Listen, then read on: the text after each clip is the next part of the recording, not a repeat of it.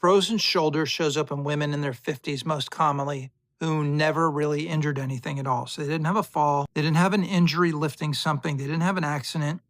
It just started hurting one day and then their arms stopped being able to go up.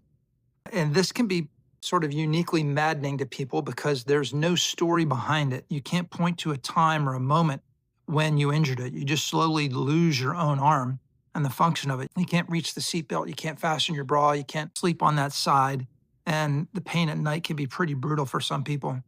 Lots of people get told to just rest it and give it time. And then a lot of women are wondering if they'll ever get use of their arm back again or normal use of it back again.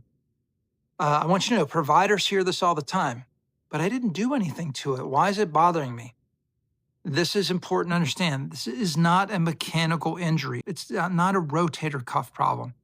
And this is why treating it like one usually goes nowhere. So frozen shoulder, I should say it like that. Treating frozen shoulder is important and physical therapy can be important, but you need to look at some underlying issues as well. So frozen shoulder is something called, the other word for it is adhesive capsulitis. It's where your joint capsule, which is the sleeve of connective tissue that wraps the shoulder joint. In this condition, that sleeve becomes inflamed and then it lays down excess collagen. And then that collagen sort of thickens and contracts, sort of like a shrink wrap tightening around the joint. So the shoulder isn't stiff because you stopped using it. It's stiff because the container around it is physically shrinking. So now I want you to look at who commonly gets this. It's much more common in people with diabetes. It's strongly associated with thyroid disease and low thyroid function. And it hits a lot of women right around menopause. So these are not shoulder risk factors. None of those things say, oh, I should get a shoulder problem. These are metabolic and hormonal factors.